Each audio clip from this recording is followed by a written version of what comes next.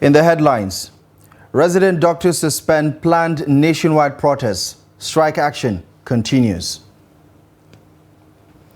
NCDC confirms 1,534 diphtheria cases across Nigeria while recording 137 deaths.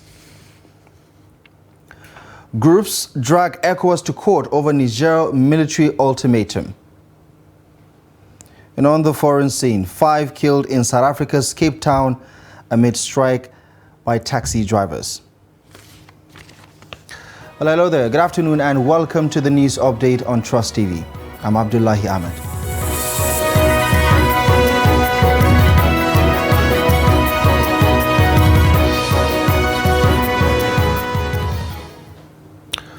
All right, we start with developments here in Abuja as the Nigeria Association of Resident Doctors has suspended its planned nationwide protest scheduled to hold on Wednesday.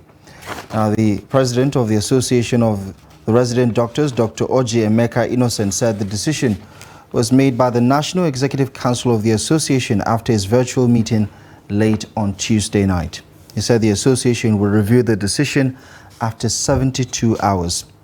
The NARD is currently on a nationwide industrial action and had earlier announced that it would commence daily nationwide protests and picketing of federal health institutions across the country beginning Wednesday. According to Dr. Oji, the industrial action by the association, however, is set to continue. The president said the government has not shown commitment to meeting the demands of the resident doctors. The suspension of the planned nationwide protest follows a meeting between the NARD executive and that of the Senate led by the Senate President, Senator Godswill Akpabio. Now, the Nigeria Center for Disease Control and Prevention has confirmed a total of 1,534 cases of diphtheria across the country. The NCDC said a total of 4,160 suspected cases have been reported across 27 states in 139 local government areas in the country. The NCDC disclosed this in its diphtheria situation report from May 2022 to July 2023, released on its website. The confirmed cases were distributed across 56 local government areas in Kano State with 1,207 cases, Yobe with 252 cases, in Bauchi 41 recorded cases have been put on the website and 9 were recorded in Katsina with 8 in Lagos, 6 in the federal capital and 5 in Kaduna. Other states include Niger, Gombe, Osun with 2 cases, Jigawa and Cross River recording 1 cases each. The report noted that Kano with 3,233 reported cases, Yobe 477 and Katsina with 132 and Kaduna 101 with 54 recorded in Bauchi, 41 in the FCT and 30 in Lagos account for 97.8% of the suspected cases of diphtheria. Now, an international civil rights group, Egalitarian Mission for Africa, has dragged the Economic Community of West African States to the bloc's court over the proposed military intervention in Niger Republic. The group prayed the court to invoke ECOWAS protocols to stop the planned military action against Niger Republic. The suit was instituted on his behalf by a Nigerian lawyer, Kayode Ajulo.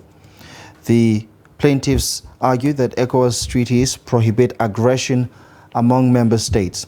The group prayed the regional court to invoke relevant ECOWAS treaties and international laws to stop the military invasion of Niger Republic. The group says any military intervention in Niger will be tantamount to aggression between ECOWAS member states. The group in the suit says the planned military action or invasion would run foul of the obligations in the ECOWAS treaties and therefore amounting to an illegality. Other plaintiffs in the matter include a former Director General of the Nigeria Institute of Internal Affairs, Professor Bola Akinteriwa, and Hamza Dantani, a northern Nigeria-based lawyer. Defendants in the matter include the ECOWAS Authority of Heads of State and Government, President of ECOWAS Mission, and the President of the Federal Republic of Nigeria and the Republic of Niger. He said the military intervention would specifically violate Articles 1, 5, 15, 16, 17, 21, 22 and 24 of the African Charter on Human and People's Rights, among others. No date has been fixed for hearing in the suit. In a related development, ahead of Thursday's extraordinary summit of the Economic Community of West African States in Abuja, President Bola Ahmed Tinubu says the ultimatum given to the military leadership in Niger Republic is an ECOWAS mandate and not a Nigerian agenda. Special advisor to the President on Media and Publicity, Ajuri Ngilale, made the clarification on Tuesday while briefing newsmen at the State House in Abuja. The President's spokesperson further stressed that the response of ECOWAS to the military coups in Niger Republic has been devoid of ethnic and religious sentiments. Kendi Amodo reports from the State House. The ultimatum given to the Niger Republic has expired, and the ECOWAS Authority of Heads of State and Government is to meet again to review its stance on the impasse in the country. As the deadline ran out, President Tinubu directed the acting governor of the Central Bank of Nigeria to levy another slate of sanctions against entities and individuals associated with the military junta in the Niger Republic.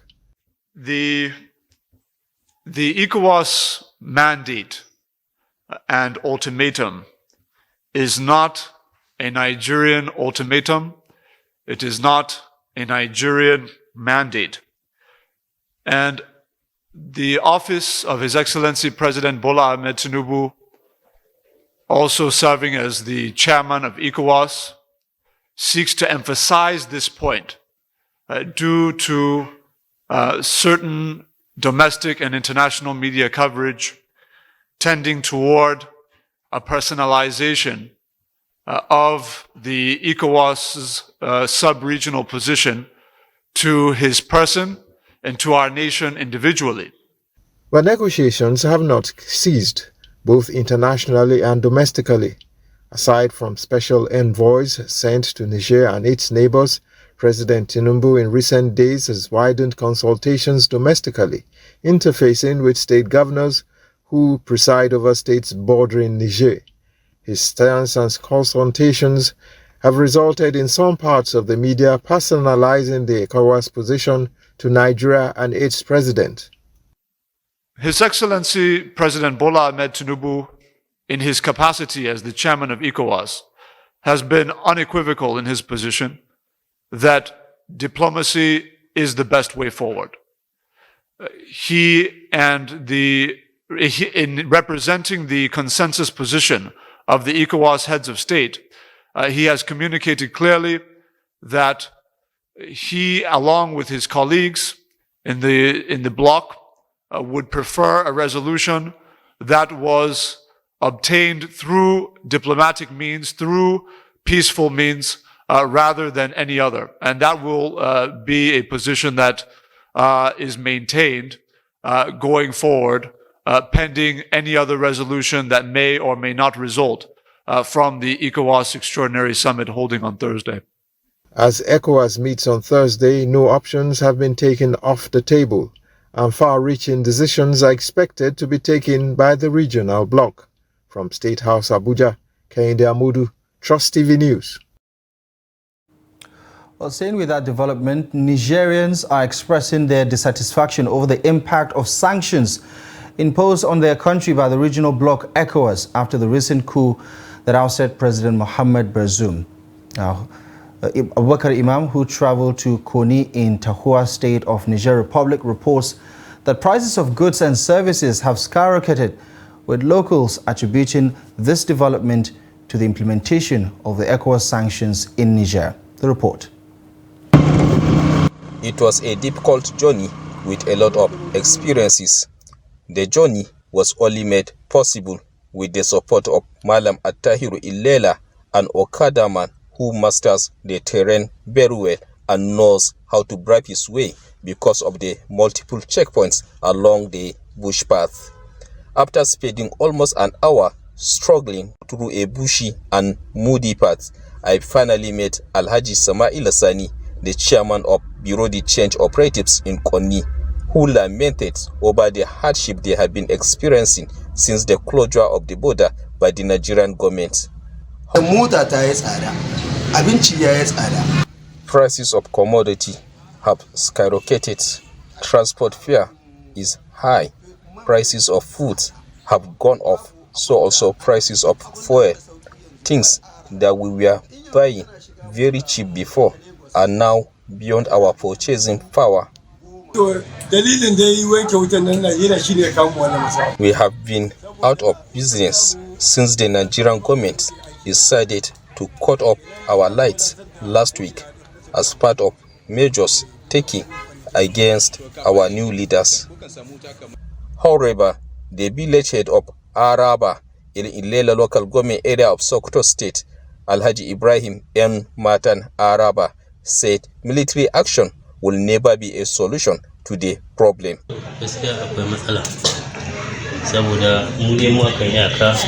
We commended our lawmakers for rejecting the request of President Bola Ahmed Tinubu for military intervention in Niger Republic, because we have our people who are doing businesses in the country.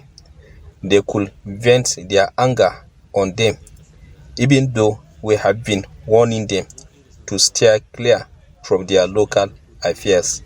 It be recalled that the Controller General of Custom, Bashiru Adeni, had during his visit to Ilela border post last week maintained that the decision to close our border with the Niger Republic was taken to restore peace and democracy in the West African sub-region. During the meeting with border communities, Adeni says the closure could be temporary as there have been ongoing efforts to resolve the matter amicably, which he believes could yield positive results. But there is a decision that has been taken in the wisdoms of the heads of states of ECOWAS, and that decision has to be respected and it has to be implemented. So I urge our communities to understand that this is the position that government has taken and this is what we are implementing. From Konni in Niger Republic, Abubakar Awal Imam reporting for Trust TV. Now, away from Niger-related stories, President Bola Ahmed Tinubu has inaugurated the Presidential Committee on Fiscal Policy and Tax Reforms with a charge to transform the Nigerian tax system to support sustainable development and achieve a minimum of 18% tax-to-GDP ratio within the next 3 years. The committee, which has a one-year time frame, is to address the broad fiscal challenges facing Nigeria's economy through fiscal governance, tax reforms, and growth facilitation. The report. President Tinubu said the committee has its objective the advancement of viable and cost-effective solutions to issues such as multiplicity of tax collection agencies, the high cost of revenue administration, and lack of effective coordination between fiscal and other economic policies across all levels of government. This promise is why I saw an end to the fuel subsidy. It is the reason the central bank has called an end to its multiple exchange rate system. It won't happen under my watch.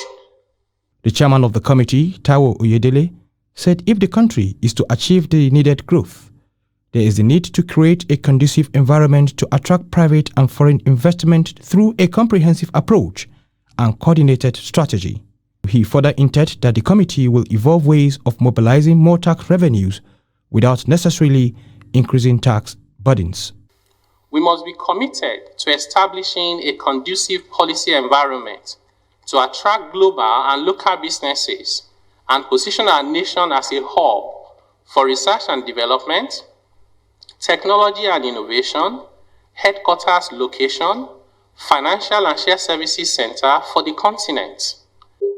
Nigeria has big potential for a full utilization that should be sufficient to cater for our people without resorting to excessive borrowing, which overcrowd out the private sector and limit our ability to finance sustainable development, good jobs, and prosperity for Nigeria. Speaking after the inauguration, the representative of the World Bank said the agenda of the committee is key to helping Nigerians achieve inclusive growth with more economic opportunities and better services for Nigerians. Support, most of the financing that we provide is directly for services like primary health care, electricity access, rural roads. Those are things that what we look forward to a day where Nigeria is fully financing those from its own government resources. Members of the committee drawn from private and public sectors, ministries, departments and relevant agencies are further charged to cooperate fully with the committee towards achieving their mandates. Now, 2 witnesses testifying at the ongoing job racketeering scandal rocking ministries, departments and agencies as well as institutions of government have accused the former IPPI's desk officer Haruna Kolo and a driver to the Taraba Federal Commissioner of receiving 1 million naira and 2 million naira respectively to facilitate an employment opportunity into the Federal Character Commission. Now, the 2 witnesses, Abdul Malik Ahmed Isa from Adamawa and Aliyaru from Borno State, gave their testimony during a cross-examination of the ongoing investigative hearing of the House of Representatives Ad Hoc Committee on Job Racketeering and Mismanagement of the Integrated Payroll and Personal Information System (IPPIS) on Tuesday at the National Assembly in Abuja.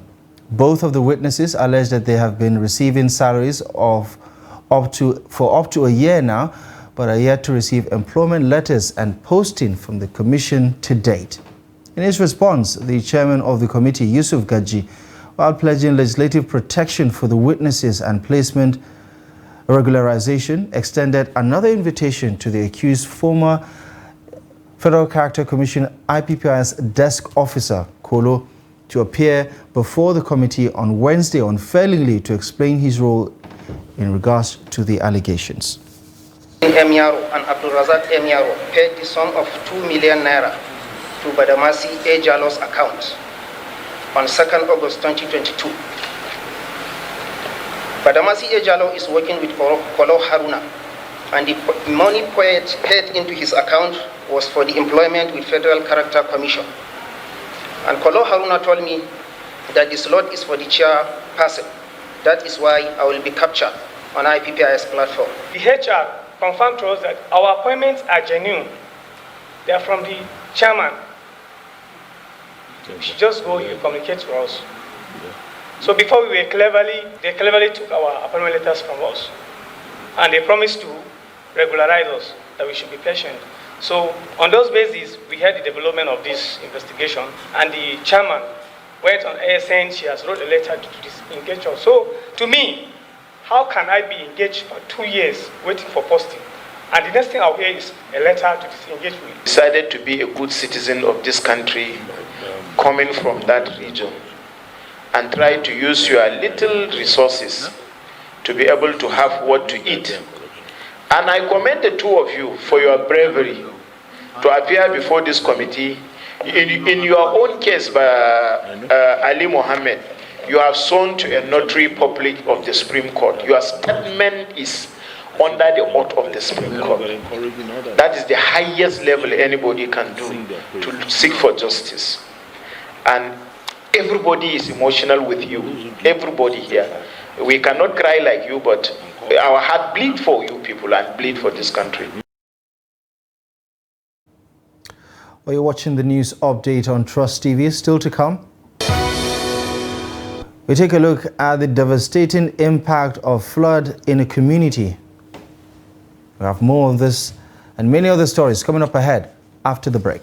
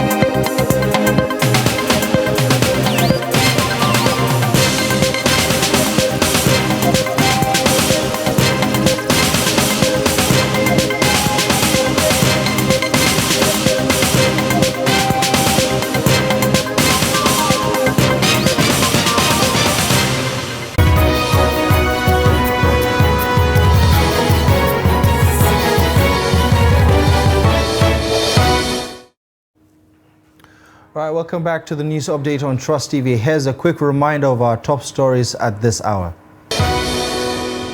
Resident doctors suspend planned nationwide protest as their strike action continues. The NCDC confirms 1,534 diphtheria cases across Nigeria, while recording 137 deaths. Moving on to some of the day's other news, a 45-year-old woman from Ilorin in Kwara State has been arrested by the police in Lagos State for allegedly using a 10-year-old girl as a drug mule.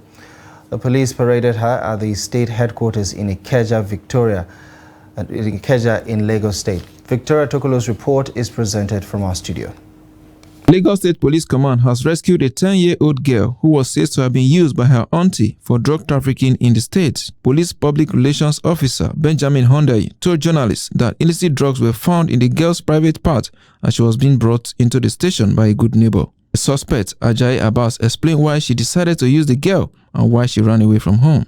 The Police Public Relations Officer Benjamin Hondayi advises residents to be vigilant as drug traffickers use different methods to deceive people. A girl was found roaming the streets, and a good neighbor brought her straight to the station because the girl apparently was lost and could not find her way back home. So they took her to the station, and she complained that she was being maltreated at home, and that's why she ran away at the first opportunity of running an errand. And while trying to take care of the child, to have a bath, to make her have a bath and have a change of clothes, it was discovered that drugs were hidden in her panties, and that's prompted further questions. That prompted further questions, which revealed that it has been an ongoing occurrence with the girl. So we had to extend the investigation to her home, and we were able to bring her guardian to the station. That's Pensilma Division, and good enough, she did not deny it. She admitted that had been a way of courier her drugs from home to the shop where she eventually sells them.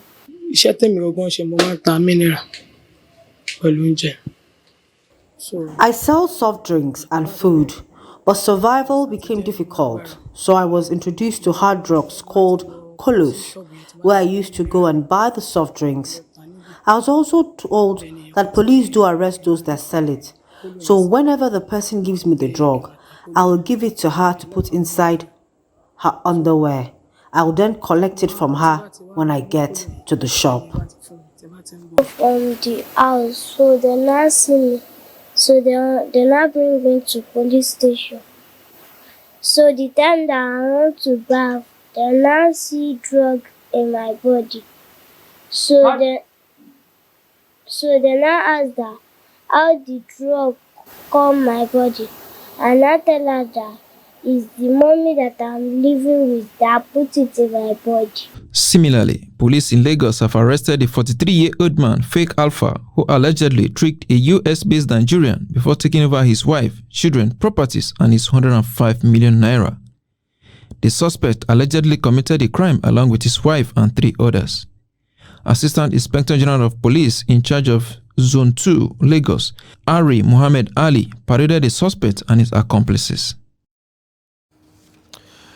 Now to some of the news. Residents of Dutse local government area of Katsina counting their losses after a flood disaster hit 3 communities in the area following a torrential rainfall recently. Some of the residents, while speaking to our correspondent Abdullahi Yamadi, say they have lost their means of livelihood to the flood disaster. Dozens of houses were destroyed, domestic animals killed, and crops destroyed following a heavy downpour which lasted for about 9 hours. I lost my business, chemist. I lost my business. I lost my equipment. This is the worst disaster we have seen in over 2 decades. The worst part of it is that it came when majority of us have fallen on hard times, struggling to put body and soul together. We, however, appreciate the quick response from the state government.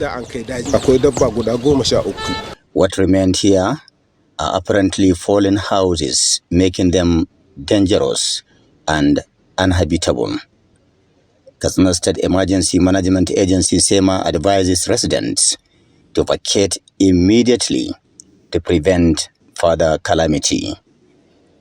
Many here are without food, shelter, and clean water, and the little support provided by the local authority could not reach some of the victims. The flood is over. They gave me 5,000. My clothes, my cooking material, my phone, my electronics. I have my DSTV decoder there. At least these crops are gone. We spent millions of naira to get here, but as God will have it, see where we are now.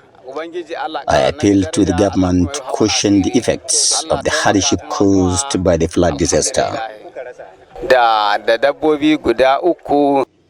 Many farmlands are still submerged, with crops floating on water days after the flood. SEMA is assessing the damages and losses incurred by victims with a view to ascertaining the intervention to be provided by the government. However, the victims appeal to the state government to rebuild their houses, considering the numerous economic challenges they are facing at the moment. SEMA officials, in the meantime, presented relief materials to flood victims in Radda village of Charanchi local government area. Abdullahi Ismayamadi, Trust Television News, Katsina. And finally, on the international scene, 5 people have been killed in the South African city of Cape Town as a strike by minibus taxi drivers that began last week turned violent, according to authorities on Tuesday. The South African National Taxi Council, SANTACO, announced a one-week provincial shutdown last Thursday after failing to resolve various issues with the local government in Cape Town. Now, the grievances arose after a new municipal law gave local authorities the power to impound vehicles for violations such as driving without a license or registration plates. Well, that's it. You're up to date with the latest news stories at this hour. Thank you most kindly for joining us. Feel free to be part of our social media family by following us across our social media page. And for more news, check out our website, trusttv.com. My name is Abdullahi Ahmed. Thank you for watching.